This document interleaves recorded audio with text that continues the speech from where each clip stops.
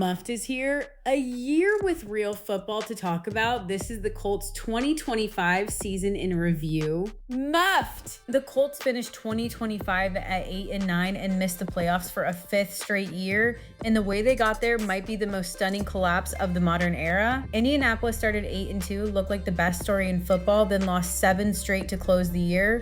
They became just the 6th team in NFL history to start 8-2 and miss the playoffs, and the first since the 1995 Raiders. The first half was a Daniel Jones redemption arc, a record-setting Jonathan Taylor run, and an offense that scored on its first 10 possessions of the season, a 33-8 Week 1 demolition of the Dolphins, setting a tone that carried into a 41-20 Week 3 statement in Tennessee. The second half was a quarterback room held together with duct tape, a divisional skid capped by a 5th straight loss to the Texans in Week 18, and a fan base watching a 44-year-old Phillip Rivers come out of retirement just to keep the math alive. Smashed for 10 weeks, muffed for 7.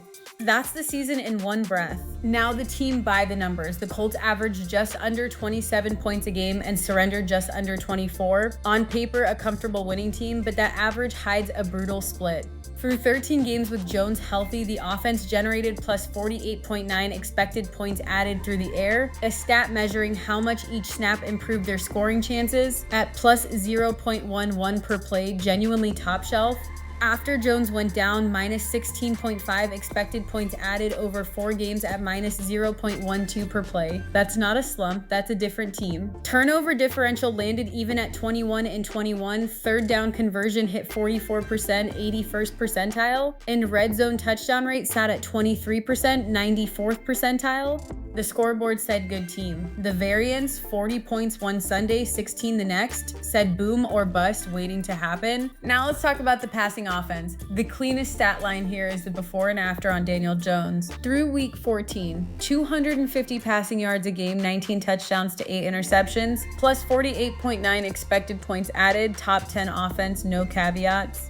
After Jones tore his Achilles in the Week 14 loss at Jacksonville, the unit fell off a cliff. 207 yards a game, 6 touchdowns to 7 interceptions over 4 games, and that minus 16.5 expected points added. Rookie Riley Leonard started 1 game before hurting his knee, and Phillip Rivers came out of retirement to throw for 544 yards across 3 appearances. Alec Pierce powered the explosive element all year, 47 catches, 1,003 yards, 6 touchdowns on just 84 targets, over 21 yards a catch, and a 41% share of the team's air yards. Boom or bust by design. The defining play wasn't a Jones touchdown. Week 13 at home against Houston, 5 seconds left, Colts down 32-30. Leonard throws a short middle to Josh Downs. The Colts try to lateral their way to a miracle, fumble it, and Houston returns it 17 yards for a touchdown. Minus 7 expected points on a single snap. That play didn't just lose a game, it crystallized what the offense had become without Jones. Now let's dig into the rushing offense. This unit smashed all season. The Colts finished with 2,021 rushing yards at 4.7 a carry and posted a rushing expected points added of plus 40.5, 94th percentile league-wide, with 27 rushing touchdowns. 27.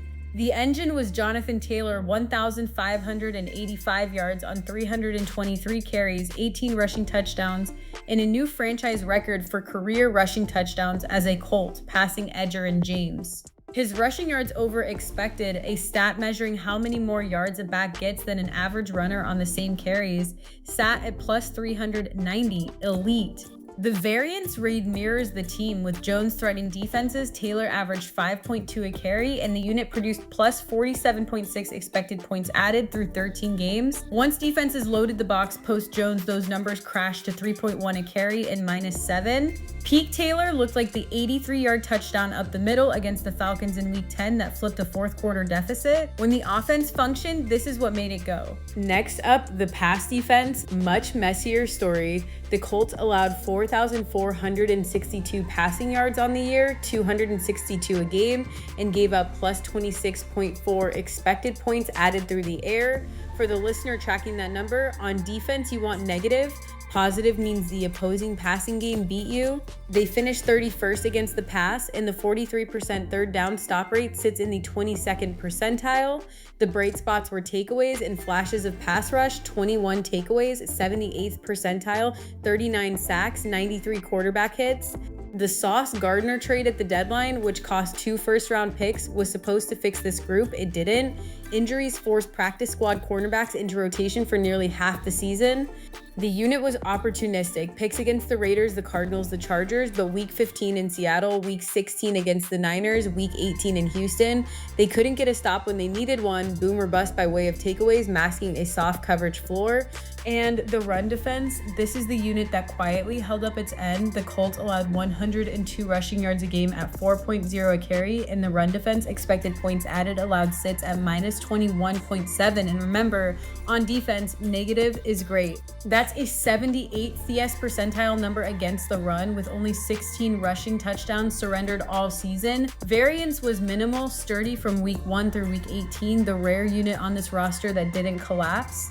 Lou Anarumo's new 4-3 alignment gave Indianapolis a foundation against the ground game that, in a season this chaotic, was the closest thing to a constant they had. Muffed! The Colts season most valuable player is Jonathan Taylor, 1,585 rushing yards on 323 carries, 18 rushing touchdowns, plus 390 rushing yards over expected, and a new franchise record for rushing touchdowns as a Colt. He was the one constant from week 1 to week 18. The fix is the pass defense, 262 passing yards allowed a game, plus 26.4 expected points added surrendered through the air, and a 22 ND percentile third down stop rate. You don't waste an 8-2 start because of the offense. You waste it because the back end of the defense couldn't get off the field. That's the Colts 2025 season. 2 things before you go. 1, if you want this every week when the season kicks off, subscribe to the Colts feed wherever you're listening. 2, if you want the same treatment for your fantasy roster, head to muff.ai and we'll build you a custom weekly show. That's the wrap.